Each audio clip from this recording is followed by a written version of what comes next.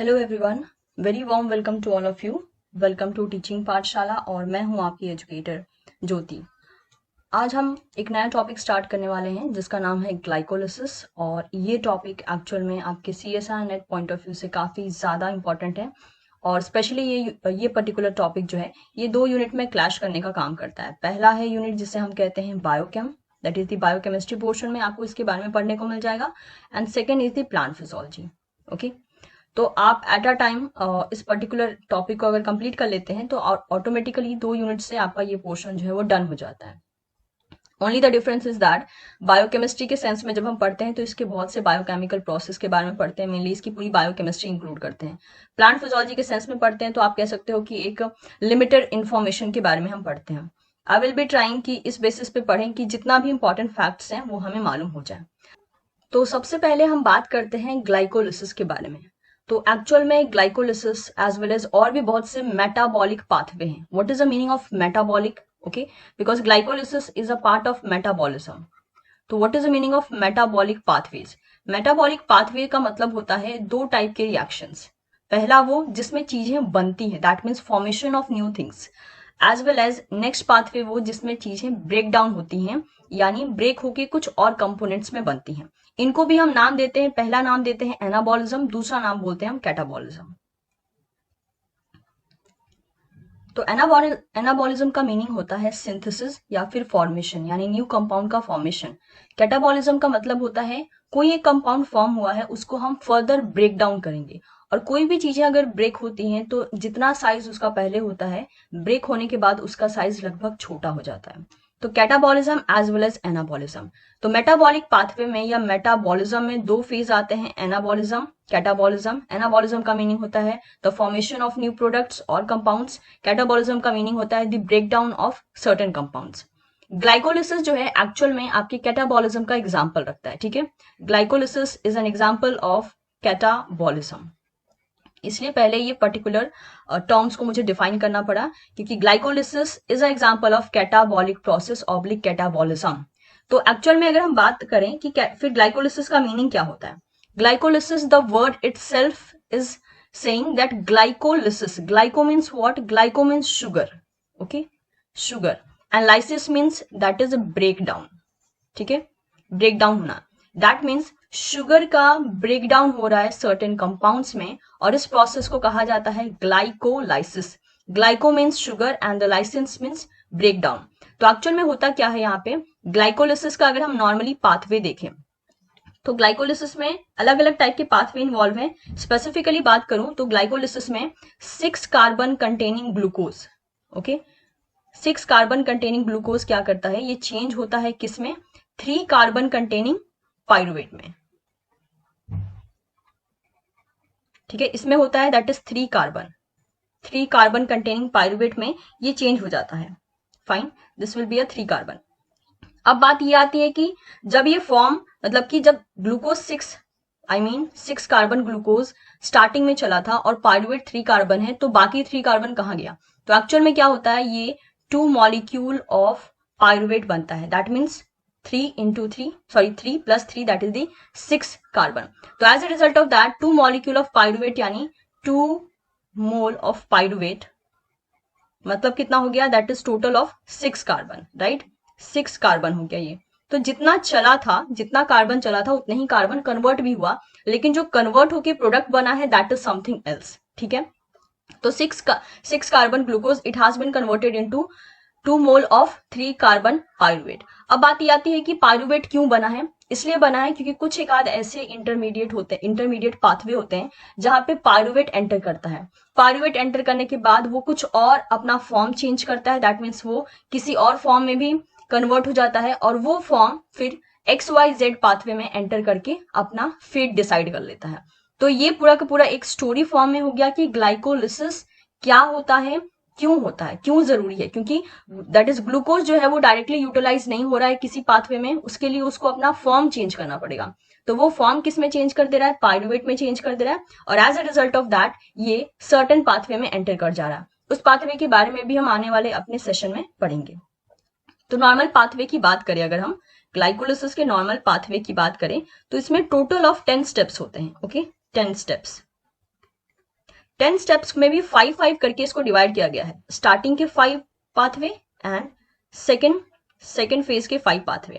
ये जो 5 पाथवे इनको जो है अलग अलग नाम भी दिया गया है। जैसे कि स्टार्टिंग में जो 5 पाथवे होंगे दैट इज 1 to 5, इन्हें हम मेनली क्या नाम देते हैं? इन्हें हम नाम देते हैं preparatory phase. Okay, it's a preparatory phase. तो स्टार्टिंग के 1 से लेके 5 तक जो स्टेप्स होते हैं उन्हें हम कहते हैं preparatory phase, as well as 6 से लेके 10 तक। ओके, बाकी जो नेक्स्ट 5 स्टेप होते हैं उनको हम बोलते हैं पे ऑफ फेज।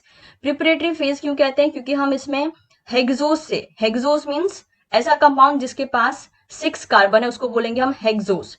ये क्या करता है? ये ट्रायोज में चेंज होता है। ट्रायोज का मतलब क्या हुआ? ऐसा शुगर जिसके पास 3 कार्बन है।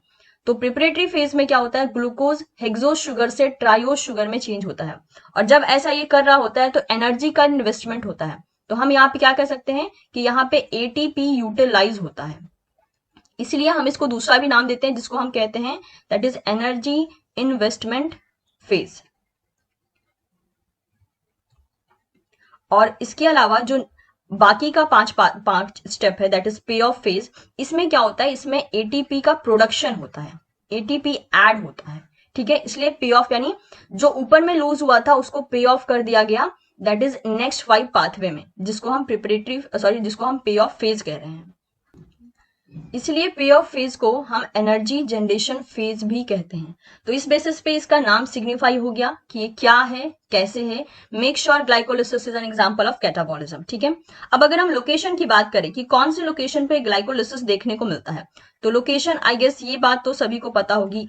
If I am not wrong, ये बात हम 12th से ही पढ़ रहे हैं, क्लास 12 से। लोकेशन की बात करें तो ये होता है दैट इज दी साइटोसॉल में। ओके, साइटोसॉल में ये पर्टिकुलर एक्शन देखने को मिलता है दैट इज ग्लाइकोलिसिस। इतना ही नहीं, ग्लाइकोलिसिस के भी कुछ कंडीशंस है। जैसे कि ग्लाइकोलिसिस की कुछ प्रॉपर्टी ऐसे हैं कि इसका particular action that is mechanism ये ऑक्सीजन की प्रेजेंस में भी देखने को मिलता है और ऑक्सीजन के एब्सेंस में भी देखने को मिलता है। जो प्रेजेंस में होता है ग्लाइकोलिसिस, ग्लाइकोलिसिस एक्चुअल में एक दैट इज एरोबिक कंडीशन में होता है, दैट इज O2 की प्रेजेंस में होता है। बट ऐसा नहीं है कि ये एनारोबिक कंडीशन में नहीं हो सकता है, बिल्कुल एनारोबिक कंडीशन में भी होता है, बट उस वक्त पे हम इसको नाम कुछ और दे देते हैं। ठीक है, सो मेक श्योर ग्लाइकोलिसिस के होने का कंडीशन है दैट इज मेनली ये एरोबिक रेस्पिरेशन, मतलब आई मीन टू से इस फेज में या इस पर्टिकुलर जगह में इसका जो एक्शन होगा that will be what, that will be the aerobic. ठीक है, बट ऐसे भी ऑर्गेनिज्म हैं जो कि एनारोब्स हैं और वो भी ग्लाइकोलिसिस को फॉलो करते हैं, बट वो पाथवे किसी और बेसिस पे चलता है, वो फर्मेंटेशन में चला आता है, उसके बारे में हम अलग से डिस्कस करेंगे। बट अगर सिर्फ इसकी बात करें तो it is a aerobic process. अब हम बात कर लेते हैं पायरुवेट के बारे में, क्योंकि जब हम इस पाथवे को पढ़ेंगे ना तो आपको जब तक पता ना हो कि ये क्यों हो रहा है, आप लाइफ में कभी भी इसको याद नहीं कर पाओगे। तो सबसे पहले एक्चुअल में इस पूरे के पूरे पाथवे का प्रोडक्ट क्या बन रहा है, आई मीन टू से कि पाथवे का एंड प्रोडक्ट हमारे पास क्या आ रहा है, दैट इज पायरुवेट आ रहा है, राइट। तो अब हम ये देखते हैं कि ये पायरुवेट बन जाने के बाद ये और कौन से पाथवे में एंटर करता है, ताकि हमें ये समझ में आए कि आखिर ये पाथवे हुआ क्यों। ठीक है, सो अब हम पढ़ेंगे कि फेट ऑफ पायरुवेट यानी पायरुवेट का फेट क्या है, वो और कितने पाथवे में एंटर कर सकता है और वो क्यों बना। ओके, सो पायरुवेट के फेट के लिए हमने पहले क्या देखा कि भाई ग्लाइकोलिसिस, ओके, ग्लूकोज के थ्रू हमें क्या मिला, हमें 2 मोल ऑफ पायरुवेट मिला, राइट, 2 मोल ऑफ पायरुवेट। लेकिन ये कौन से पाथवे के थ्रू मिला, ये मिला हमें ग्लाइकोलिसिस के थ्रू। ओके, ग्लाइकोलिसिस के थ्रू, जो कि 10 स्टेप प्रोसेस था। यहाँ पे हम 10 स्टेप लिख देते हैं ताकि कंफ्यूजन ना हो। एक 10 स्टेप प्रोसेस था जिसके बाद हमें 2 मोल ऑफ पायरुवेट मिला। अब ये जो 2 मोल ऑफ पायरुवेट है यानी 2 पायरुवेट जो बने हैं, इसके टोटल 3 फेट हो सकते हैं यहाँ पे। चलिए देखते हैं वो तीनों फेट कौन कौन से होते हैं। पहले फेट की अगर हम बात करें तो जब भी हम बहुत ज्यादा विगरस एक्सरसाइज करते हैं, ठीक है, उस टाइम पे क्या होता है, एनारोबिक कंडीशन में बॉडी में लैक्टेट का फॉर्मेशन होता है। तो पहला फेट क्या हो गया, पहला फेट हो गया that is lactate formation from pyruvate. तो पहला फेट हमें मालूम हो गया पायरुवेट का कि ये जो है लैक्टेट में चेंज हो सकता है ड्यूरिंग द विगरस एक्सरसाइज। उस वक्त पे एक एनारोबिक कंडीशन जनरेट होता है जिसे हम हाइपोक्सिया कंडीशन भी कहते हैं। और ये कंडीशन लाइक मेनली आपको इरिथ्रोसाइट्स में दिख सकती है एज वेल एज बॉडी के कुछ और सेल्स में दिख सकती है। और ये पर्टिकुलर इवेंट कुछ माइक्रो ऑर्गेनिजम्स में भी देखने को मिलते हैं। तो पहला फीट कौन सा हो गया? पहला फीट हो गया that is conversion of pyruvate into the 2 mole of lactate, क्योंकि लैक्टेट भी क्या है? लैक्टेट भी 3 कार्बन कंटेनिंग कंपाउंड होता है, इसलिए इसका भी 2 मोल बनता है क्योंकि 2 मोल ऑफ पायरुवेट यूज किया जा रहा है। सेकेंड फेट की बात करते हैं जिससे हम कहते हैं that is acetyl co A. Acetyl co A, this is a second fate of pyruvate. Pyruvate का एसिटाइल को ए में चेंज होना that is mainly taking place in aerobic condition. Okay, it's a aerobic condition, क्योंकि lactate का formation आप देख सकते हैं anaerobic condition में हुआ था, लेकिन जो पायरुवेट टू एसिटाइल कोए का कन्वर्जन होता है वो एरोबिक कंडीशन में होता है। और इतना ही नहीं, pyruvate as because 3 carbon containing compound है, 2 मॉलिक्यूल है, दैट मीन्स टोटल 6 कार्बन हो गया। लेकिन एसिटाइल कोए क्या होता है? ये 2 कार्बन कंटेनिंग कंपाउंड होता है, तो ये total 2 molecule of acetyl CoA बनता है, यानी टोटल चार कार्बन हो गए। तो बाकी 2 कहाँ गए? क्योंकि 6 कार्बन कंपाउंड से यानी 2 पायरुवेट है तो 6 कार्बन हो गए। 6 कार्बन से टोटल 4 कार्बन मिल रहा है, तो बाकी कहाँ चले जाते हैं? बाकी यहाँ पे एक डी कार्बोक्सिलेशन रिएक्शन होता है जिसमें 2 मॉलिक्यूल ऑफ CO2 रिलीज हो जाता है।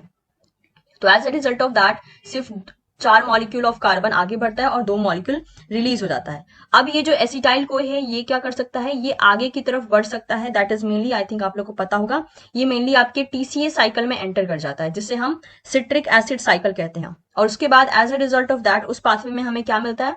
उस पाथवे में हमें CO2 मिलता है एज वेल एज वाटर हमें ऑब्टेन होता है। ओके, और ये पर्टिकुलर पाथवे जो है ये आपको एनिमल, प्लांट और काफी माइक्रो ऑर्गेनिजम्स में देखने को मिल सकते हैं। And make sure these are aerobic condition. Okay, ये एरोबिक कंडीशन में CO2 और H2O फॉर्म होगा in different plants and animals. इसके बाद हम थर्ड फेट की बात करते हैं पायरुवेट की, जो कि मेनली हमें देखने को मिलता है ईस्ट के केस में। ओके, जहां पे ये 2 मॉलिक्यूल ऑफ इथेनॉल का फॉर्मेशन करता है। ठीक है, जो आपका 2 मोल ऑफ पायरुवेट था वो 2 मोल ऑफ इथेनॉल में चेंज हो जाता है +2 CO2 में। तो ये कंडीशन लाइक ये पर्टिकुलर रिएक्शन होने का कंडीशन क्या है? Again anaerobic condition. ठीक है, ये अगेन कहाँ होता है? इन एनारोबिक कंडीशन में होता है। तो ये आपको याद रखना है कौन कौन से रिएक्शन कब हो रहे हैं, कौन से रिएक्शन एरोबिक में हो रहे हैं और कौन से रिएक्शन एनारोबिक कंडीशन में हो रहे हैं। तो एनारोबिक कंडीशन में क्या होगा? That is 2 molecule of ethanol बनेगा by releasing 2 molecule of CO2, और इस प्रोसेस को हम बोलते हैं फर्मेंटेशन। और ये मेनली देखने को मिलता है कहाँ पे? ईस्ट में। That is fermentation to ethanol, that is mainly in east.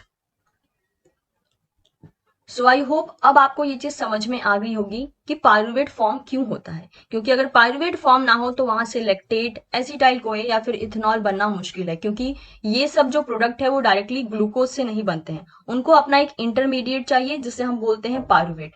Pyruvate जब बनेगा तभी ये 3 अलग अलग फेज हमें देखने को मिलेंगे सेल में। That is why the conversion of glucose into pyruvate is compulsory, क्योंकि पायरुवेट जो होता है वही एक्चुअल में एसिटाइल कोए में चेंज होता है और एसिटाइल कोए फिर TCA साइकिल में जाता है। As a result of that TCA cycle से CO2 फिर रिलीज होगा जो कि फर्दर आगे जो है जाकर फिक्स होने का काम करेगा। तो इस बेसिस पे सारा का सारा रिएक्शन होता है। उम्मीद करती हूँ आपको ये जो बेसिक्स था ग्लाइकोलिसिस का वो पसंद आया होगा, क्योंकि जहां तक मेरा मानना है सभी स्टूडेंट पाथवे तो पढ़ते हैं बट उसके बेसिक्स पे ध्यान नहीं देते हैं कि ये पाथवे क्यों होता है, कहाँ होता है और क्या नीड है इसकी। जस्ट बिकॉज सिलेबस में मेंशन है मैक्सिमम स्टूडेंट इसीलिए पढ़ते हैं, लेकिन जब आप चीजों को कनेक्ट करके पढ़ते हैं ना तो पढ़ाई काफी ज्यादा आसान हो जाती है। अगले तो जैसे कि मैंने आपको लास्ट वीडियो में बताया था कि इसके टोटल 10 स्टेप्स होते हैं। ओके, ग्लाइकोलिसिस में टोटल आपको 10 स्टेप्स को फॉलो करना होता है। 10 स्टेप्स से होके ही पूरा का पूरा ग्लाइकोलिसिस पाथवे कंप्लीट होता है। तो अगर सबसे पहले मॉलिक्यूल की हम बात करें जो कि ग्लाइकोलिसिस पाथवे में अपना पार्टिसिपेशन करता है तो उसका नाम है that is glucose. Okay, glucose is a first molecule जो कि इस पर्टिकुलर पाथवे में पार्टिसिपेट करता है, और ये glucose with the help of certain enzymes ये चेंज होता है ग्लूकोज 6 फॉस्फेट में। तो जिस प्रोडक्ट में चेंज होता है ग्लूकोज उसका नाम है ग्लूकोज 6 फॉस्फेट, और जिस एंजाइम की हेल्प से ये कन्वर्जन होता है उसे हम कहते हैं that is the hexokinase. As because ये काइनेज है तो काइनेज ऐसे एंजाइम्स होते हैं जिनका काम होता है फॉस्फेट को ऐड करना, but very obvious in enzymes को भी कुछ एक आध सबस्ट्रेट चाहिए जिसकी हेल्प से ये फॉस्फेट ऐड करेंगे। तो ग्लूकोज ये पहले था, 6th पोजीशन पे एक फॉस्फेट ऐड कर दिया गया है। तो यहाँ पे क्या देखा जाता है कि एक एटीपी का यूटिलाइजेशन होता है, 1 एटीपी इज यूज्ड, और ये एटीपी फिर एडीपी में चेंज हो जाता है अपना एक फॉस्फेट ग्लूकोज को देकर, और जो प्रोडक्ट मिलता है हमें उसे हम कहते हैं glucose 6 phosphate. Make sure hexokinase को काम करने के लिए यहाँ पे Mg+2 मेटल आयन की जरूरत पड़ती है फॉर प्रॉपर फंक्शनिंग। नेक्स्ट जो रिएक्शन होता है उसे हम बोलते हैं मेनली रिवर्सिबल रिएक्शन, क्योंकि वो आपस में कन्वर्ट हो सकते हैं, मतलब रिवर्ट बैक जा सकते हैं। और इस पर्टिकुलर रिवर्सिबल रिएक्शन का जो साइन होता है वो इस बेसिस पे दिया जाता है, मतलब कि ये समझ में आ सके कि ये रिवर्सिबल है, ठीक है। यस, तो ग्लूकोज 6 फॉस्फेट इस पर्टिकुलर रिएक्शन में चेंज होता है फ्रुक्टोज 6 फॉस्फेट में। ग्लूकोज 6 फॉस्फेट का कन्वर्जन हो जाता है फ्रुक्टोज 6 फॉस्फेट, एज बिकॉज ये दोनों एक दूसरे के आइसोमर है। सो जो एंजाइम यूज होता है इस कन्वर्जन में उसको हम बोलते हैं फॉस्फोहेक्सोज आइसोमरेज। ओके, ये एंजाइम क्या करता है, ग्लूकोज 6 फॉस्फेट को फ्रुक्टोज 6 फॉस्फेट में चेंज करता है। मेक श्योर ग्लूकोज जो है वो है क्या, that is your 6 carbon containing compound. Glucose 6 phosphate भी 6 कार्बन कंटेनिंग कंपाउंड है, as well as fructose 6 phosphate भी 6 कार्बन कंटेनिंग कंपाउंड है। अभी सारे के सारे कितने कार्बन कंटेनिंग कंपाउंड है, दैट इज 6। नेक्स्ट जो पाथवे आता है उसमें that is fructose 1,6 bis phosphate का फॉर्मेशन होता है। एज बिकॉज पहले फ्रुक्टोज के पास 6th पोजीशन पे फॉस्फेट ऐड था, अभी एक और नए पोजीशन पे फॉस्फेट ऐड कर दिया गया, that is the first position पे एक और फॉस्फेट ऐड कर दिया गया है। और ये एडिशन किसने किया है, फॉस्फोफ्रुक्टोकाइनेज 1 एंजाइम है, बिकॉज ये भी काइनेज है। और ये जो पर्टिकुलर पाथवे हुआ, अगेन यहाँ काइनेज एंजाइम तो काम कर रहा है, लेकिन फिर से इसको एटीपी की जरूरत होगी, क्योंकि एटीपी से ही वो एक phosphate that is first number पे जो फॉस्फेट है वो ट्रांसफर करेगा फ्रुक्टोज 6 फॉस्फेट पे, राइट। तो यहाँ पे क्या होगा, यहाँ पे आपको ये देखने को मिलेगा कि यहाँ पे भी ATP, okay, 1 molecule of ATP का यूटिलाइजेशन होगा and it will convert into ADP. Fine, तो ये पर्टिकुलर रिएक्शन आपको देखने को मिल गया। नेक्स्ट जो पाथवे होगा उसमें अगेन ये रिवर्सिबल रिएक्शन होगा। तो इस पर्टिकुलर रिएक्शन में फ्रुक्टोज 1,6 बिस फॉस्फेट ये चेंज होगा glyceraldehyde 3 phosphate as well as dihydroxy acetone phosphate में। इस रिएक्शन को करने के लिए जिस एंजाइम की जरूरत पड़ेगी उसे हम मेनली कहते हैं aldolase. The enzyme is aldolase. Okay, so aldolase की हेल्प से दैट इज दो प्रोडक्ट बने हैं, दैट इज ग्लिसरल्डिहाइड 3 फॉस्फेट जो कि 3 कार्बन कंटेनिंग कंपाउंड है, ठीक है, और ड्राई हाइड्रोक्सी एसीटोन फॉस्फेट जो है ये भी 3 कार्बन कंटेनिंग कंपाउंड है।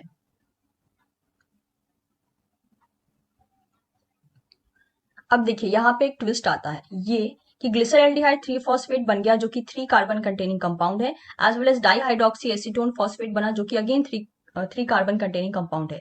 इस पाथवे से क्या होता है, ग्लिसरल्डिहाइड नेक्स्ट पाथवे में नेक्स्ट स्टेप में मूव ऑन करता है, लेकिन साथ साथ में डाईहाइड्रोक्सी एसीटोफॉस्फेट ऐसा नहीं है कि ये यही रहता है, नहीं, वो खुद को चेंज करता है ग्लिसरल्डिहाइड 3 फॉस्फेट में, और उसके बाद वो नेक्स्ट स्टेप में चला जाता है।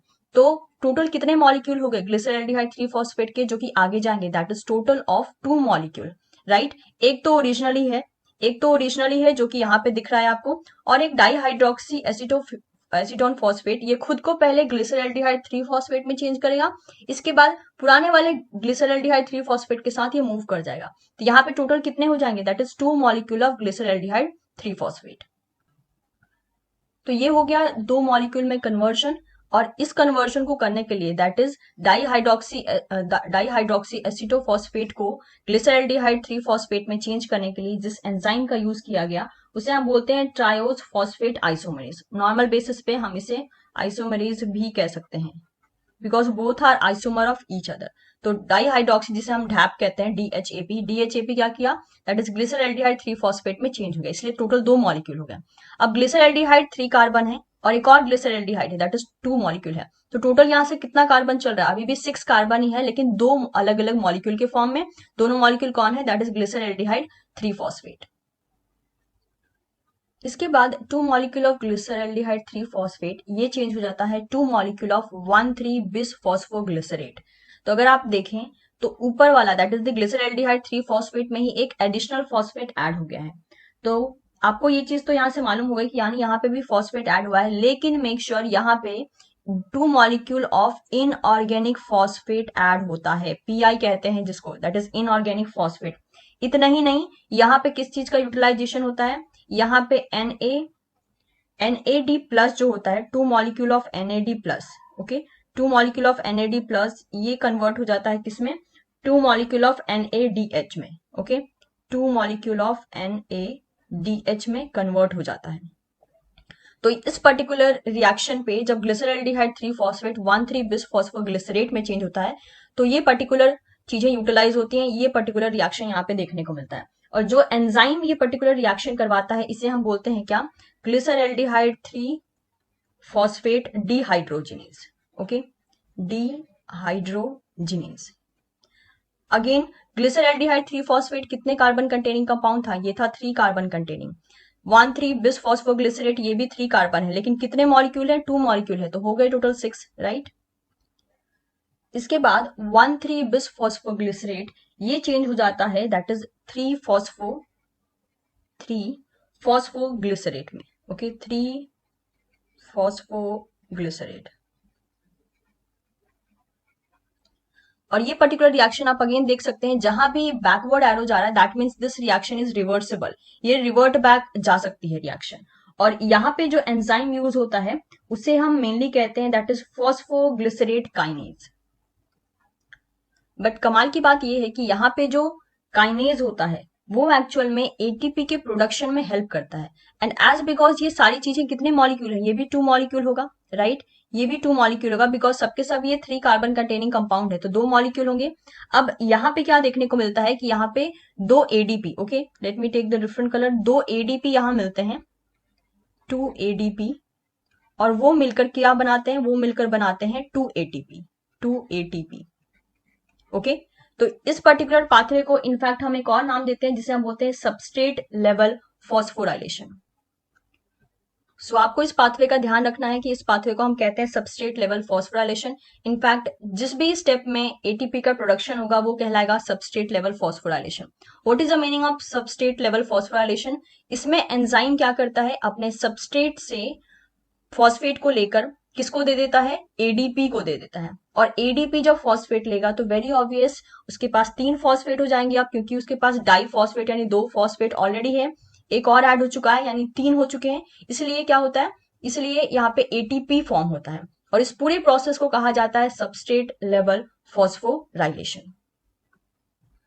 अब यहाँ पे जो 3 फॉस्फोग्लिसरेट बना था वो किस में चेंज हो जाता है, वो चेंज हो जाता है 2 फॉस्फोग्लिसरेट में। आप इस डायग्राम को सीधा बना सकते हैं, ऑल्दो मेरे पास स्पेस की कमी है इसलिए मैं इसको इस बेसिस पे जो है थोड़ा सा टिल्ट कर दे रही हूँ, ताकि मैं एक ही डायग्राम को पूरे के पूरे एक ही फ्रेम में आपके सामने प्रेजेंट कर सकूं। आप चाहें तो पूरा का पूरा पाथवे सीधा लिख सकते हैं। ये जो कन्वर्जन हुआ 3 फॉस्फोग्लिसरेट टू 2 फॉस्फोग्लिसरेट, ये जिस एंजाइम की हेल्प से होता है उसे हम बोलते हैं दैट इज फॉस्फोग्लिसरेट म्यूटेज। नॉर्मली आप इसे म्यूटेज भी कह सकते हैं, ऑब्लिक फॉस्फोग्लिसरेट म्यूटेज भी कह सकते हैं, फाइन। तो इस पर्टिकुलर एंजाइम की हेल्प से 3 फॉस्फोग्लिसरेट 2 फॉस्फोग्लिसरेट में चेंज हो जाता है।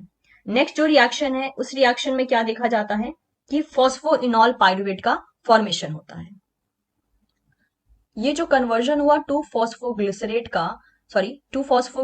का that is in phosphoenol pyruvate, यहाँ पे जिस एंजाइम का यूज होता है इसे हम बोलते हैं enolase, okay, it's a enolase. और यहीं पे जो है 2 मॉलिक्यूल ऑफ H2O का रिलीज होता है, 2 मॉलिक्यूल ऑफ H2O का रिलीज होता है।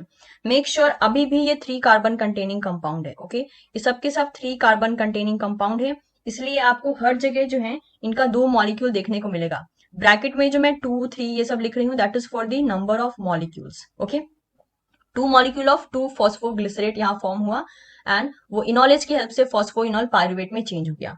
नेक्स्ट पाथवे होता है जिसमें हमें डायरेक्टली पाइरुवेट मिल जाता है। तो नेक्स्ट जो लास्ट पाथवे होता है दैट इज इरिवर्सिबल पाथवे। जहां भी आपको डबल एरो दिख रहा है सबके सब रिवर्सिबल पाथवे है, यानी रिवर्ट होना जानते हैं, लेकिन जो लास्ट पाथवे है जिसमें पाइरुवेट का फॉर्मेशन होता है दैट इज इरिवर्सिबल पाथवे। और जिस एंजाइम का यूज हम करते हैं उसे हम कहते हैं pyruvate kinase, okay, it is a kinase. लेकिन अगेन यहाँ पे क्या करता है काइनेज, यहाँ पे एटीपी का प्रोडक्शन करता है, यानी 2 ADP यहाँ पे लेगा, क्योंकि दो पाइरुवेट दो पाइरुवेट है यहाँ पे, राइट, तो 2 ADP यहाँ पे लेता है और उसको ATP में कन्वर्ट कर देता है, 2 ATP में कन्वर्ट कर देता है, ठीक है। तो इसके बाद जो फाइनल प्रोडक्ट बनता है उसे हम कहते हैं पाइरुवेट। पाइरुवेट काइनेज को काम करने के लिए, आज बिकॉज ये एंजाइम है, ये मैक्सिमम टाइम काम करता है K+ यानी पोटेशियम प्लस आइदर मैग्नीशियम या फिर मैंगनीज, ठीक है।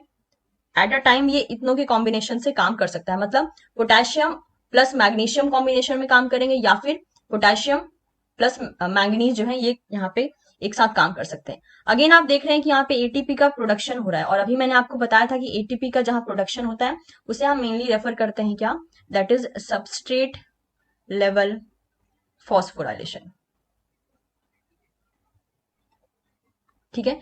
तो ये सारे के सारे टर्म्स काफी ज्यादा इंपॉर्टेंट है, क्योंकि अगर आपको याद नहीं रहते हैं तो आपको यही नहीं मालूम पड़ेगा कि कौन से पाथवे में क्या हो रहा है। अगर हम हर एक पाथवे को नाम देना चाहें तो make sure this was the first step, okay, this was the second step, ये थर्ड स्टेप था, ये फोर्थ स्टेप था, ये फिफ्थ था, इसके बाद ये वाला स्टेप जो है वो सिक्स्थ था, ये वाला स्टेप आपका दैट इज सेवेंथ था, ये एट्थ, ये ninth and last is 10th।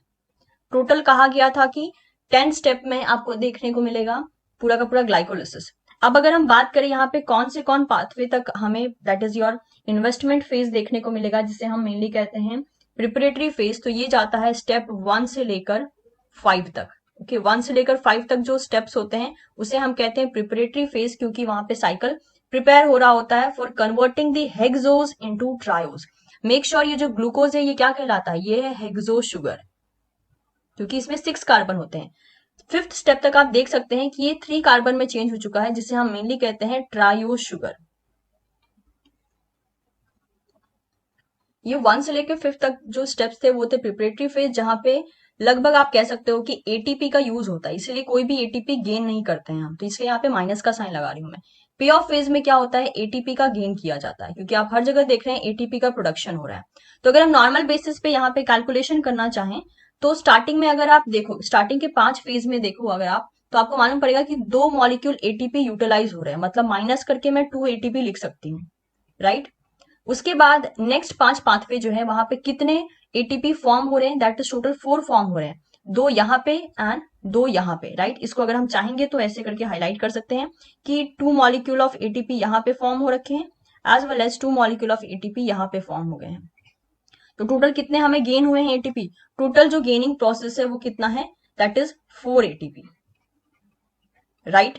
और हमें एक्चुअल में दैट इज द NADH कितना गेन हुआ है, हमें NADH गेन हुआ है, that is 2 molecule of NADH का गेन हुआ है।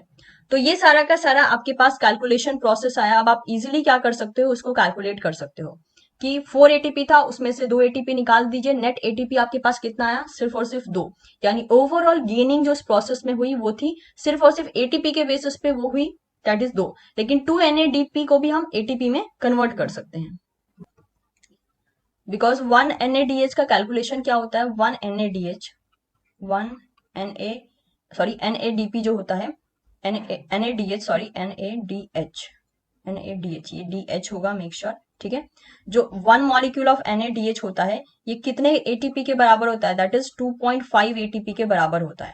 अब आप खुद सोचिए 2 मॉलिक्यूल है NADH का, तो कितने एटीपी हो जाएंगे, दैट इज 2 मॉलिक्यूल के लिए NADH जो होगा वो कितना हो जाएगा, वो हो जाएगा total that is your 5 ATP, right.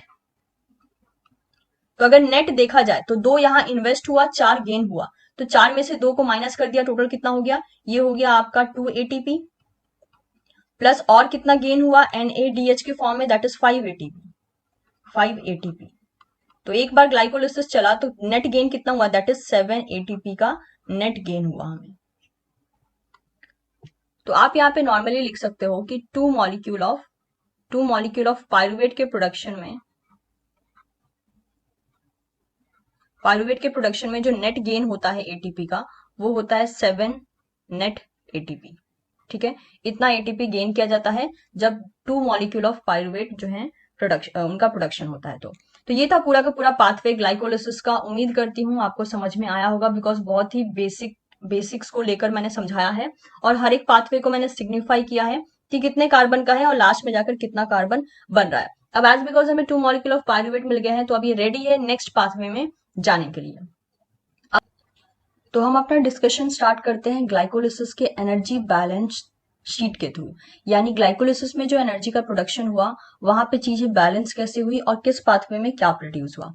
तो अगर मैं आपको याद दिलाऊं, आई मीन टू से, आप ये देख सकते हैं पर्टिकुलर पाथवे जो हमने इससे पहले वाली वीडियो में डील किया था कि हेक्सोकाइनेज जो होता है वो 1 मॉलिक्यूल ऑफ एटीपी का यूटिलाइजेशन करता है। तो हम क्या लिख सकते हैं कि पहला जो पाथवे होता है जिसमें कि हेक्सोकाइनेज काम कर रहा है, ओके, इट्स अ हेक्सोकाइनेज, वो क्या करता है, वो एक्चुअल में 1 एटीपी का यूज करता है, मतलब कि 1 एटीपी यूटिलाइज हुआ, इसलिए हम यहाँ पे -1 एटीपी लिख रहे हैं, ठीक है। सेकेंड, सिमिलरली एक और पाथवे आता है, अगर आप देखना चाहें, एक और पाथवे था जिसमें कि अगेन एटीपी का यूज हो रहा था, कौन सा एंजाइम था वहां पे, दैट इज फॉस्फोफ्रुक्टोकाइनेज। तो हम क्या करते हैं, इसको फॉस्फो PFK लिखते हैं, ठीक है, फॉस्फोफ्रुक्टोकाइनेज। ये भी क्या कर रहा था, ये भी 1 मॉलिक्यूल ऑफ एटीपी का यूटिलाइजेशन कर रहा था, इसलिए यहाँ पे मैंने माइनस लगाया है। अब अगर हम बात करें थर्ड पाथवे की, जिसे हम कहते हैं ग्लिसरल्डिहाइड और ढैप का फॉर्मेशन, यानी हम बात कर रहे हैं इस पाथवे की, सीधस, ठीक है। इस पाथवे में आप देख सकते हैं जब ये पाथवे होता है, यानी ग्लिसरल्डिहाइड जब बन जाता है, जब डाइहाइड्रोक्सी एसीटोन फॉस्फेट ग्लिसरल्डिहाइड में चेंज हो जाता है तो वो क्या यूज करता है, 2NAD प्लस को 2NADH में चेंज करता है। तो यहाँ पे हमें क्या मिल रहा है, यहाँ पे हमें ये देखने को मिल रहा है कि G3P ग्लिसरल्डिहाइड 3 फॉस्फेट, ये सब कुछ मैं शॉर्टकट में लिख रही हूँ, एंड ढैप, ये क्या कर रहे हैं, इनका जो पाथवे है, ओके, इनके बनने का pathway as well as conversion का जो पाथवे है for the next other compound, इसमें एक्चुअल में क्या मिलता है हमें, 2 मॉलिक्यूल ऑफ NADH मिलता है, क्योंकि ये भी एनर्जी का ही फॉर्म होता है। तो ये हो गया 2 मॉलिक्यूल ऑफ NADH। फोर्थ अगर स्टेप की हम बात करें तो फोर्थ स्टेप में आपको मिलता है, दैट इज एक ऐसा एंजाइम जो कि एटीपी का प्रोडक्शन कर रहा है, जो कि आप यहाँ पे देख सकते हैं सीधे सेवेंथ स्टेप में, जो कि है फॉस्फोग्लूकोकाइनेज। तो इसको हम PGK लिख सकते हैं, फॉस्फोग्लूकोकाइनेज। इस पाथवे में क्या हो रहा है, 2 मॉलिक्यूल ऑफ एटीपी का गेन हो रहा है, इसलिए मैंने यहाँ पे प्लस लगाया है। सिमिलरली एक और स्टेप है, अगर हम बैक जाएं वापस तो आप यहाँ पे देख सकते हैं 10th स्टेप में, जिसमें पायरुवेट काइनेज क्या कर रहा है, 2 एटीपी का जनरेशन कर रहा है। तो पायरुवेट काइनेज के लिए हम PK लिख सकते हैं, जो कि क्या कर रहा है, जो कि 2 एटीपी का प्रोडक्शन कर रहा है। अब अगर नॉर्मली देखा जाए तो क्या हुआ है, 2 एटीपी लॉस हुआ है, यानी this one and this one, 2 ATP का लॉस हुआ है, एज वेल एज ये 2 एटीपी यानी 2-2 करके, यानी टोटल 4 एटीपी का गेन हुआ है। तो नेट एटीपी यहाँ पे कितने हो गए, यहां से नेट एटीपी हो गए 2 एटीपी। और नॉर्मली हमको पता है कि एक NADH मॉलिक्यूल ये इक्वल टू होता है अप्रोक्सीमेटली 2.5 एटीपी के। तो सिमिलरली क्या हो जाएगा, 2.5 एटीपी का कहने का मतलब हो गया 2 NADH मिलकर कितना दे देंगे, ये दे देंगे, that is total of 5 ATP. तो जो नेट एटीपी पूरा का पूरा ग्लाइकोलिसिस में प्रोडक्शन हुआ उसका, वो कितना हो गया, वो हो गया 5 ATP plus 2 ATP, that will be giving rise to total of 7 ATP. तो पूरे ग्लाइकोलिसिस में जितना नंबर ऑफ एटीपी का प्रोडक्शन हुआ वो है टोटल 7। तो ये थी एनर्जी की बैलेंस शीट मेनली ग्लाइकोलिसिस के लिए। अब हम बात करते हैं रेगुलेशन के बारे में। जब हम रेगुलेशन की बात करते हैं, यानी पूरा का पूरा पाथवे मेन एंजाइम पे डिपेंड होता है। यहाँ पे याद रखने का सबसे बढ़िया तरीका क्या है कि ग्लाइकोलिसिस में मेनली आपके कौन से स्टेप रेगुलेट होते हैं, जो स्टेप इरिवर्सिबल है, ओके। अगर मैं आपको वापस से फिगर दिखाऊं तो आप इजीली पहचान पाएंगे कि कौन सा स्टेप इरिवर्सिबल है। सीरियस, अगर मैं यहाँ पे एक और कलर ले लेती हूँ ताकि मैं हाईलाइट आपको कर सकूं। पहला स्टेप देखिए, ये रहा, राइट, ये एक इरिवर्सिबल रिएक्शन है क्योंकि सिंगल एरो है, यानी जो पहला एंजाइम होगा जो कि काम करेगा किसमें, रेगुलेशन में, वो होगा हेक्सोकाइनेज। और कोई यहाँ पे इरिवर्सिबल रिएक्शन वो कौन सा होगा, that is the third step, right. और एंजाइम का नाम क्या है, फॉस्फोफ्रुक्टोकाइनेज, यानी ये हो गया हमारा सेकेंड रेगुलेटरी एंजाइम। और नेक्स्ट आपको इरिवर्सिबल रिएक्शन कौन सा दिख रहा है, लास्ट वाला। इसके अलावा बीच में जितने भी रिएक्शन है सबके सब रिवर्सिबल है, यानी वापस रिवर्ट बैक में जा सकते हैं। इरिवर्सिबल यानी पीछे की तरफ वापस नहीं हटेंगे, ऐसे रिएक्शंस कौन से हैं, ये आपका हो गया first step, third step and 10th step. 10th में कौन है, दैट इज पायरुवेट काइनेज।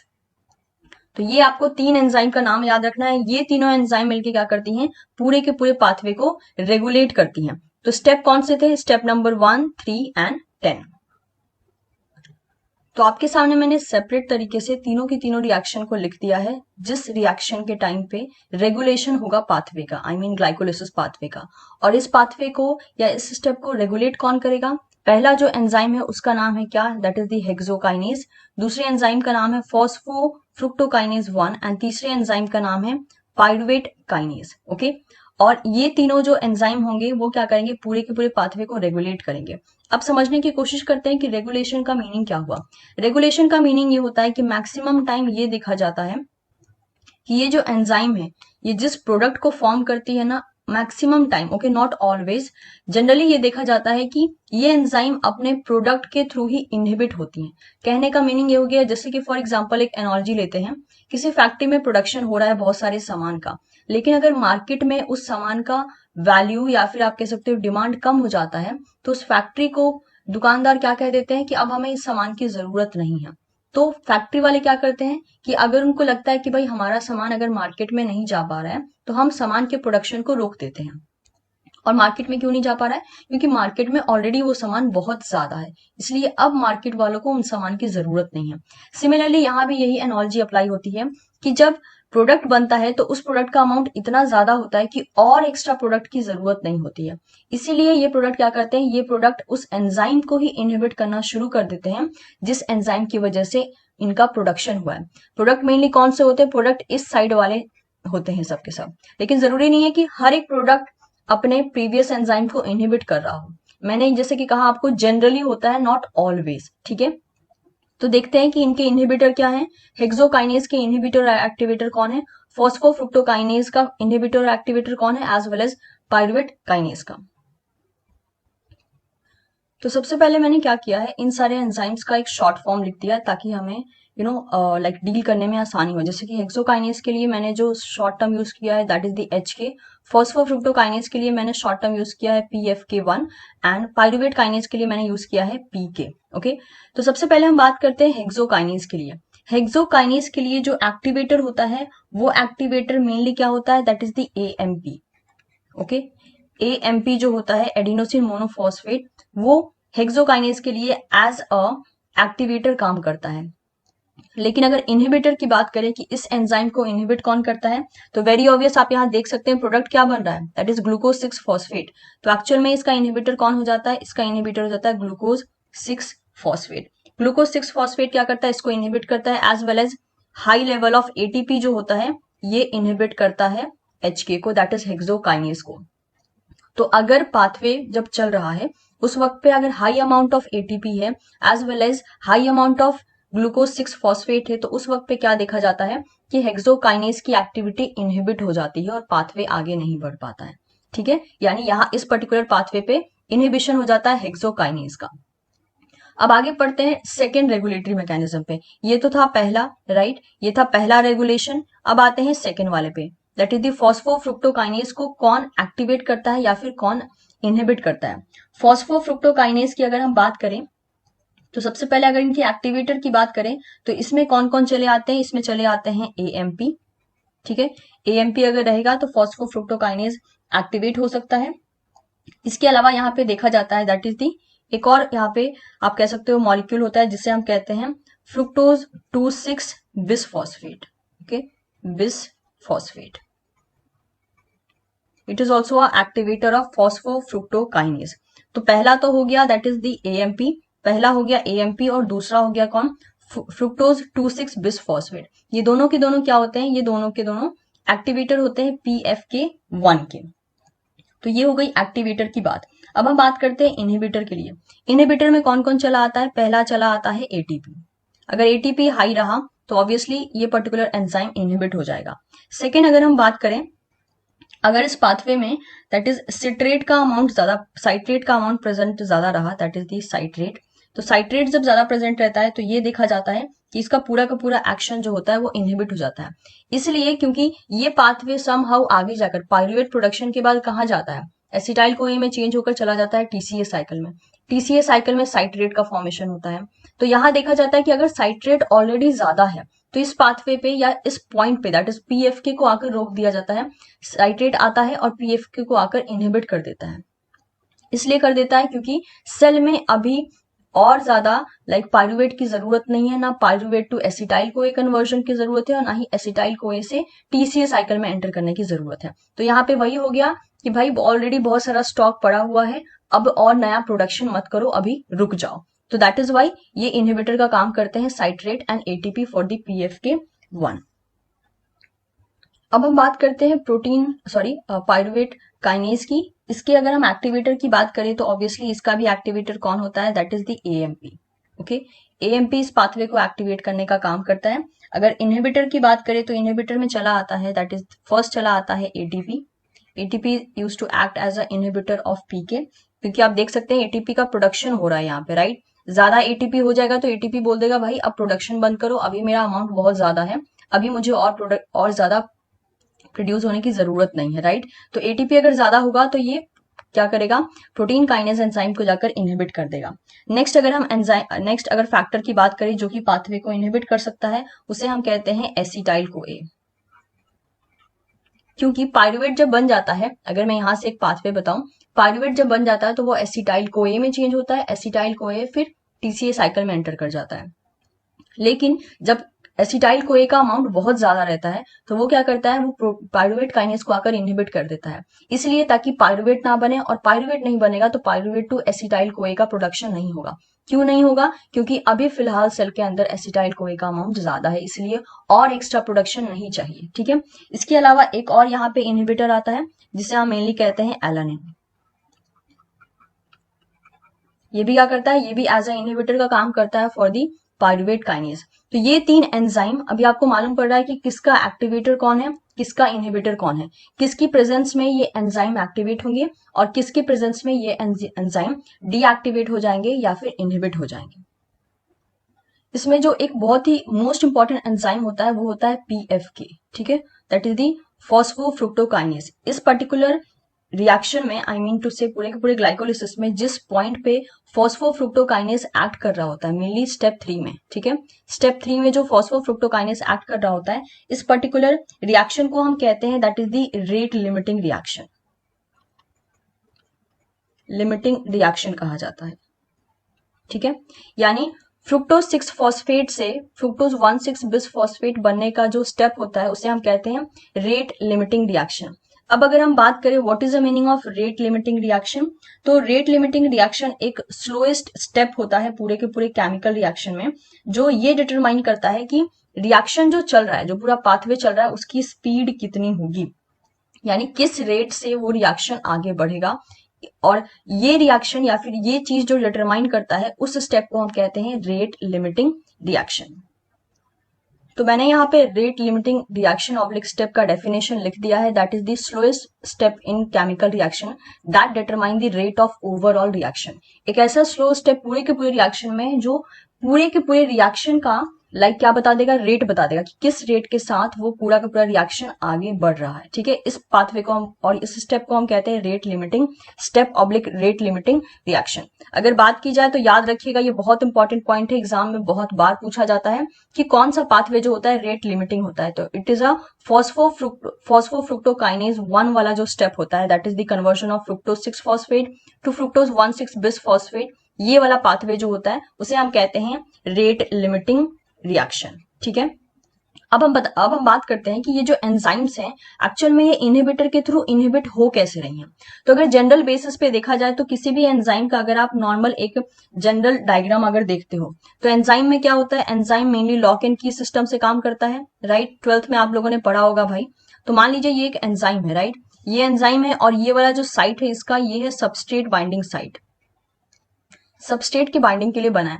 साथ साथ में इसके पास एक और साइट होता है जिसे हम बोलते हैं एलोस्टेरिक साइट, एलोस्टेरिक साइट कह सकते हो आप, ठीक है। तो एक्चुअल में क्या होता है, जब कोई चीज इस एंजाइम को एक्टिवेट करने वाली होती है, ठीक है, दिस इज अ एंजाइम, अगर अब उसका सबस्ट्रेट प्रेजेंट है तो क्या करेगा, वो सबस्ट्रेट यहां पर आकर बाइंड करेगा और उस एंजाइम को क्या कर देगा, उस एंजाइम को एक्टिव कर देगा।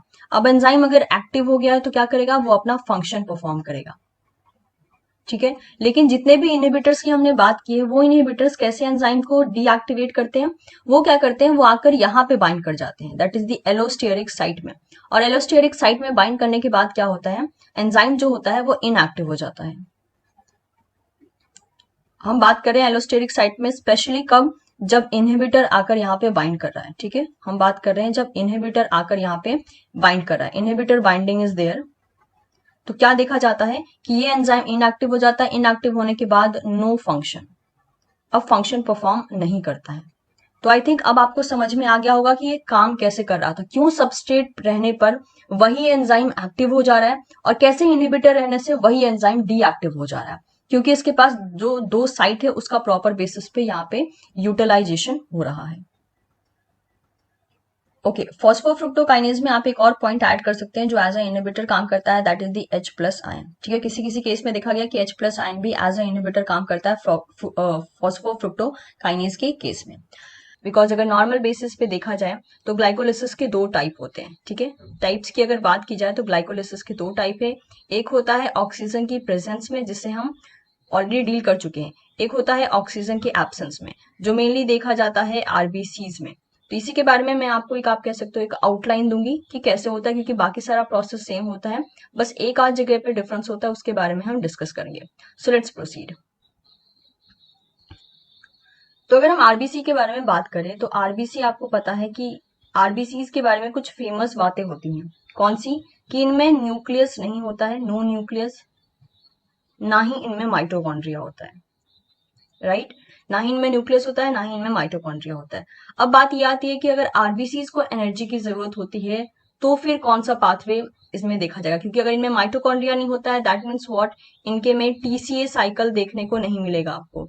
और टीसीए साइकिल क्यों नहीं मिलेगा? क्योंकि टीसीए साइकिल के लाइक अकर होने का जो पोजीशन है, जो लोकेशन है, वो होता है माइटोकॉन्ड्रिया। तो जब वो ऑर्गेनली ही प्रेजेंट नहीं है तो ऑब्वियसली वो पर्टिकुलर पाथवे भी नहीं होगा, क्योंकि टीसीए साइकिल से रिलेटेड जितने भी एंजाइम्स होते हैं वो माइटोकॉन्ड्रिया में मिलते हैं। तो अगर माइटोकॉन्ड्रिया आरबीसीज में नहीं है तो वेरी ऑब्वियस वहां पे टीसीए साइकिल देखने को नहीं मिलता है। तो मैक्सिमम जो सेल्स होते हैं वो ग्लाइकोलिसिस, टीसीए साइकिल और भी बहुत से पाथवे के थ्रू अपनी एनर्जी का फुलफिलमेंट या फिर आप कह सकते हो रिक्वायरमेंट को फुलफिल करते हैं। लेकिन जब आरबीसीज में ये ऑर्गेनलीज नहीं है तो फिर वो क्या करेगी? तो वेरी ऑब्वियस आरबीसी के पास एक ऑप्शन होता है, दैट इज ग्लाइकोलिसिस का। मैक्सिमम देखा जाता है कि ये अपनी मैक्सिमम रिक्वायरमेंट जो होती है एनर्जी की, वो ग्लाइकोलिसिस के थ्रू कंप्लीट करते हैं। लेकिन ग्लाइकोलिसिस भी कौन सा? That is in anaerobic form. ठीक है, एनारोबिक का मतलब क्या हो गया? That is no O2, O2 की प्रेजेंस नहीं रहती है। एब्सेंस में आरबीसीज में ग्लाइकोलिसिस का प्रोसेस देखा जाता है और अगेन चीजें वही बनती है, मतलब कि ग्लूकोज से 2 मॉलिक्यूल ऑफ पायरुवेट बनेगा। पायरुवेट के बाद एक और प्रोडक्ट बनता है, उसके बारे में भी हम अभी बात करेंगे। तो हम यहाँ पे ये कह सकते हैं कि आरबीसी को जो एटीपी की रिक्वायरमेंट होती है वो कहां से मिलती है? दैट इज ग्लूकोज के ब्रेकडाउन से मिलती है, ग्लूकोज ब्रेकडाउन। क्योंकि ग्लाइकोलिसिस का मतलब ही क्या होता है? ग्लूकोज का ब्रेकडाउन होना, दैट इज इन पायरुवेट। तो एटीपी का जो प्रोडक्शन होगा, क्योंकि पाथवे नॉर्मली चलेगा, लास्ट का एक स्टेप एक्स्ट्रा ऐड हो जाएगा और बीच में आप कह सकते हो कि एक एडिशनल इंटरमीडिएट चलाएगा। तो जो एटीपी की रिक्वायरमेंट होती है आरबीसीज में, वो भी ग्लाइकोलिसिस के थ्रू ही कंप्लीट की जाती है, that is mainly anaerobic glycolysis. So अगर हम नॉर्मल पाथवे की बात करें तो सबसे पहले क्या होगा? Glucose molecule, right? Glucose molecule क्या करेगा? जैसे नॉर्मल पाथवे होता है, कहने का मतलब ये हो गया कि पायरुवेट तक सारा का सारा पाथवे एकदम नॉर्मल रहेगा। तो अगर स्टार्टिंग की हम बात करें तो ग्लूकोज से लेकर जो बीच में एक इंटरमीडिएट बनता है जिसे हम बोलते हैं ग्लिसरल्डिहाइड 3 फॉस्फेट, इस पाथवे तक हमें क्या क्या देखने को मिलता है? इस पाथवे तक, आई मीन टू से ग्लूकोज टू ग्लिसरल्डिहाइड 3 फॉस्फेट, पहले ही डिस्कस किया जा चुका है कि यहां तक क्या होता है, यहां तक 2 एटीपी का यूटिलाइजेशन होता है, राइट? तो यहाँ पे क्या होता है?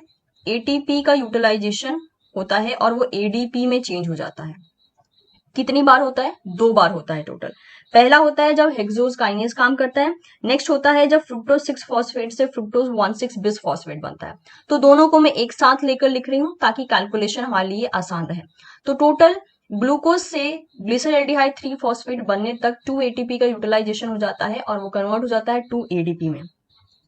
इसके बाद का जो प्रोसेस होता है जिसमें कि हमें ये देखने को मिलता है कि ग्लिसरल्डिहाइड ग्लिसरल्डिहाइड 3 फॉस्फेट जब अपने नेक्स्ट प्रोडक्ट में चेंज होता है जिसे हम कहते हैं 1,3 बिस फॉस्फोग्लिसरेट। ओके, इसको अगर हम नॉर्मली लिखना चाहें तो इससे हम लिख सकते हैं 1,3 बिस phosphoglycerate. So at this location वो क्या करता है, वो यहाँ पे 2NAD प्लस का यूज करके इसे चेंज कर देता है किसमें, 2NADH में। तो यहाँ पे NADH का क्या हुआ, यहाँ पे NADH का प्रोडक्शन हुआ, राइट यहाँ पे NADH का प्रोडक्शन हुआ। यहाँ पे ATP का क्या हुआ था, यहाँ पे ATP का कंजम्पशन हुआ था। इस बात को आपको ध्यान रखना है, ठीक है, यहाँ पे ATP का कंजम्पशन हुआ था। अब यहाँ पे जो 1,3 बिसफॉस्फोग्लिसरेट बना है, अब ये क्या करेगा, अब ये फाइनली कहाँ पे पहुंचेगा, दैट इज पाइरुवेट में चेंज होगा। इसके बाद ये क्या चेंज होगा, दैट इज पाइरुवेट में। मैं बीच के सारे इंटरमीडिएट स्टेप्स आपको नहीं दिखा रही हूँ क्योंकि मैं ऑलरेडी डिस्कस कर चुकी हूँ।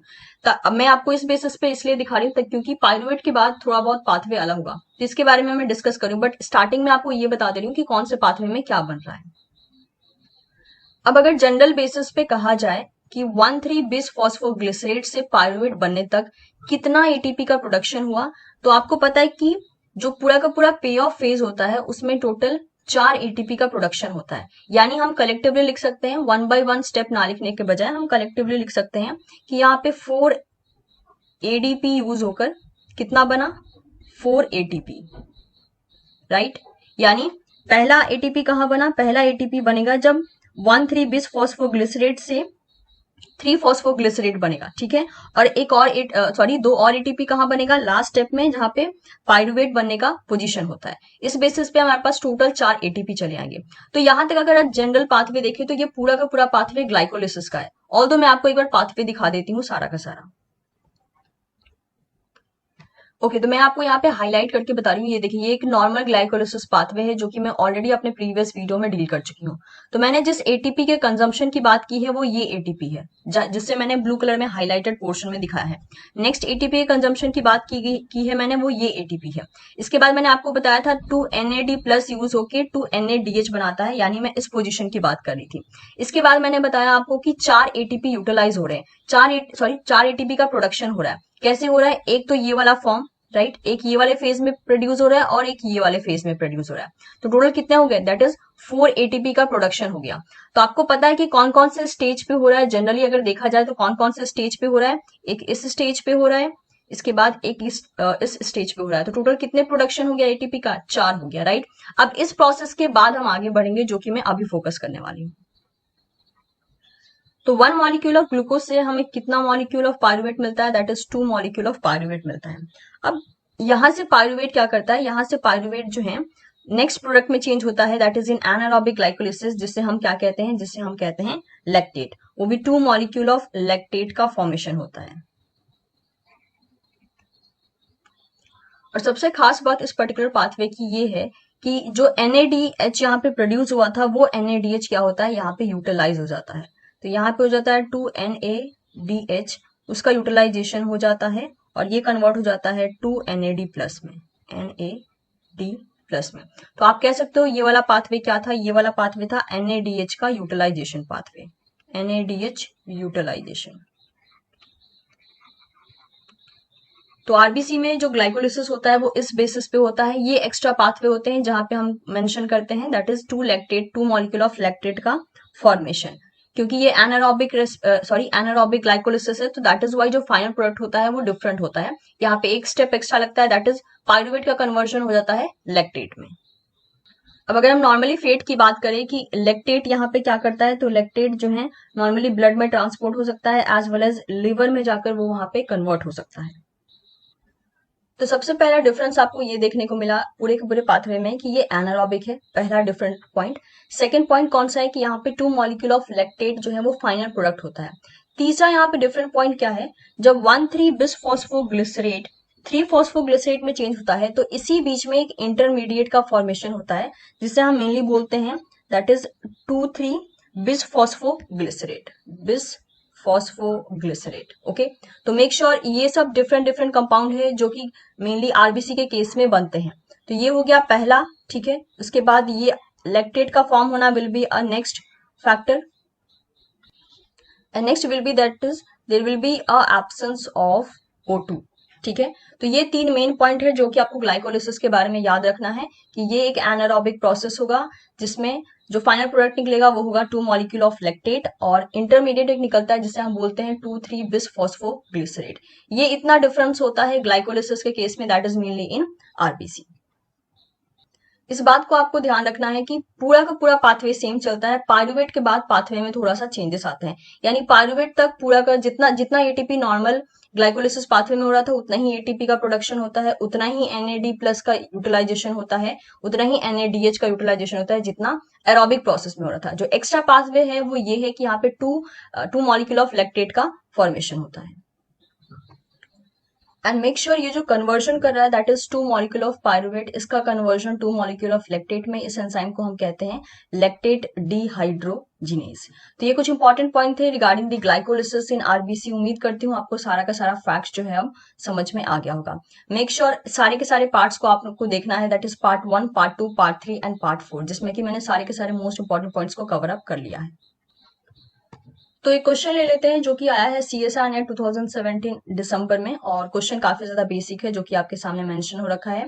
That is what is the effect of sudden increase in the level of ATP and citrate on an erythrocyte undergoing glycolysis. Erythrocytes का मीनिंग क्या हो गया, दैट इज आपकी RBCs के बारे में ही बात किया जा रहा है। और आपको ये नहीं भूलना है कि पूरा का पूरा ग्लाइकोलिसिस पाथवे टिल पायरुवेट बिल्कुल सेम चल रहा था, बस बीच में एक एक्स्ट्रा इंटरमीडिएट बन रहा था जिसके बारे में अभी मैंने आपको जस्ट मेंशन किया था। तो बोला गया है कि अगर ATP के लेवल को बढ़ा दिया जाए और सिट्रेट का प्रेजेंस हो तो ग्लाइकोलिसिस में क्या डिफरेंस आएगा। और अगर नॉर्मली देखा जाए तो यहाँ पे किसके बारे में बात किया गया है, रेगुलेशन के बारे में बात किया है। और रेगुलेशन मैकेनिज्म भी कैसा चलेगा, 3 रेगुलेटरी एंजाइम होंगे और तीनों की तीनों रेगुलेटरी एंजाइम ऑब्वियसली आरबीसीज के लिए भी सिमिलर ही फंक्शन करेंगे, क्योंकि टिल पायरुवेट सारा का सारा प्रोसेस सेम हो रहा है। तो वेरी वेरी ऑब्वियस कि हाँ, जो रेगुलेशन होगा रेगुलेशन मैकेनिज्म भी एकदम सेम चलेगा। तो जो मैंने आपको रेगुलेशन पॉइंट बताया था वहां पे ये मेंशन कर रखा था कि अगर एटीपी का लेवल हाई रहेगा और सिट्रेट का लेवल अगर हाई रहेगा तो एक्चुअल में ग्लाइकोलिसिस पे क्या इफेक्ट पड़ेगा। ओके, सो ये पर्टिकुलर स्लाइड है जो कि मैं आपके सामने दिखा रही हूँ, ये वही स्लाइड है जो मैंने आपको पढ़ाया था, आई मीन टू से लास्ट वीडियो में।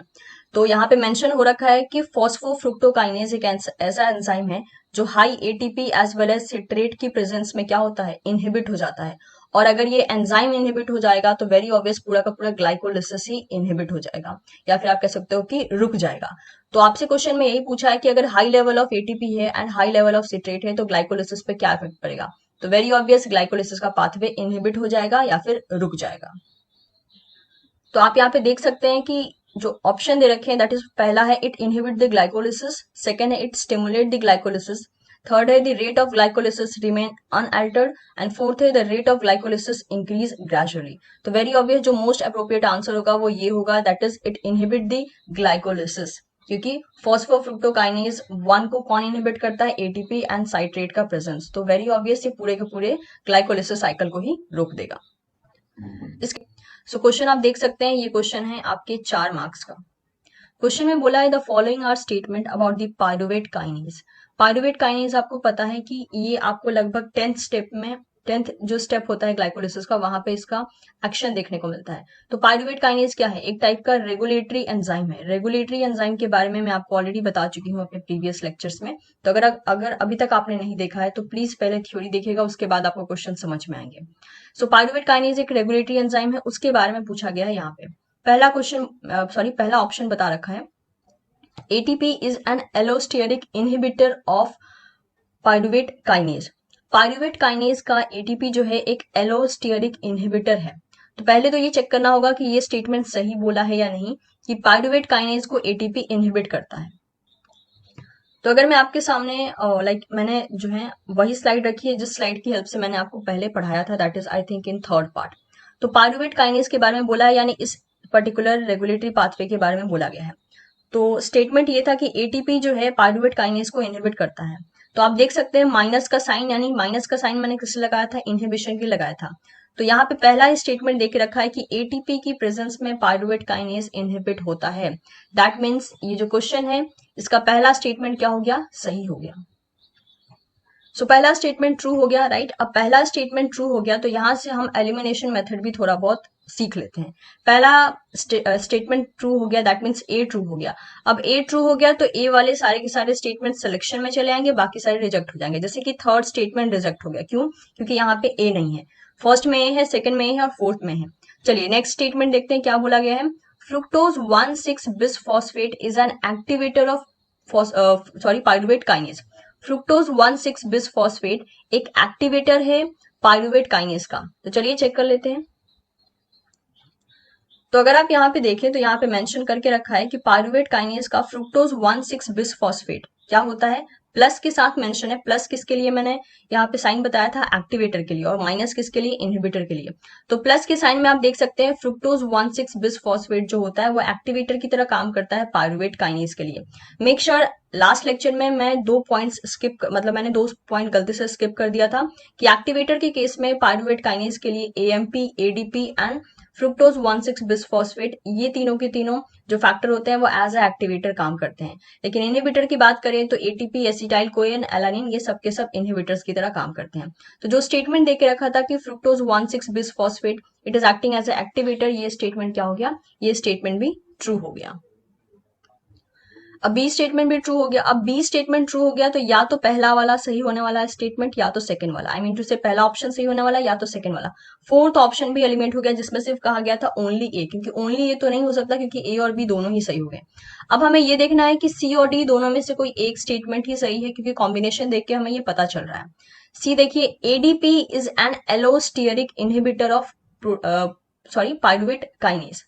एडीपी जो है वो इनहिबिटर की तरह काम कर रहा है पाइरुवेट काइनेज का। और अभी जस्ट मैंने आपको टेबल दिखाया था कि एडीपी, एएमपी एंड फ्रुक्टोज 1,6-बिसफॉस्फेट ये तीनों के तीनों किसकी तरह काम करते हैं, एक्टिवेटर की तरह काम करते हैं फॉर पाइरुवेट काइनेज। और इनहिबिटर की तरह कौन काम करता है, इनहिबिटर की तरह काम कर रहा था दैट इज एटीपी। तो जो कि स्टेटमेंट पहले वाले में ही बता रखा है। तो थर्ड स्टेटमेंट क्या हो गया, एडीपी एलोस्टेरिक इनहिबिटर की तरह काम नहीं करता है जबकि ये एक्टिवेटर की तरह काम करता है, राइट।